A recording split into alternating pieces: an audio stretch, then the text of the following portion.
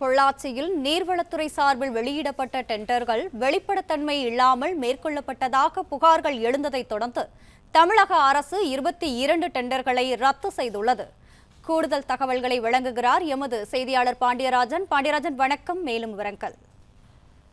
நீர்வளத்துறையின் கீழ் கோயம்புத்தூர் மண்டலம் பரம்பிக்குளம் ஆலியார் வடிநில பகுதியில் பொள்ளாச்சி டிவிஷன் பிரிவில் 22 டெண்டர்கள் தற்போது நீர்வளத்துறையால் ரத்து செய்யப்பட்டிருக்கிறது. குறிப்பாக 22 ஒப்பந்தங்களை பொறுத்த வரைக்கும் ஒப்பந்த சான்றிதழ் வழங்கி ஒப்பந்ததாரை நேரில் வர வேண்டும் என்கின்ற ஒரு அறிவுறுத்தல் வழங்கப்பட்டிருந்தது. அதே நேர ஓப்பன் டெண்டராக இல்லாமல் லிமிடெட் டெண்டராக விடப்பட்டிருப்பதாகவும் பல்வேறு புகார்கள் மற்றும் சர்ச்சைகள் முன்வைக்கப்பட்டது. இந்நிலையில் நீர்வளத்துறை இந்த 22 டெண்டர்களையும் தற்போது ரத்து செய்திருக்கிறது. தமிழக அரசை பொறுத்த வரைக்கும் இ டெண்டர்களாக பதிவு செய்யும் பொழுது அவற்றை ஓப்பன் டெண்டராக வெளியிட வேண்டும். அதே நேரத்தில் ஒப்பந்ததாரருக்கான அந்த சான்றிதழ் வழங்குவதற்கு நேரடியாக அவர் அழைக்கக்கூடாது, இணையதள வாயிலாக அந்த சான்றிதழை வழங்க வேண்டும் என்கின்ற ஒரு அறிவுறுத்தலும் கொடுக்கப்பட்டிருந்தது.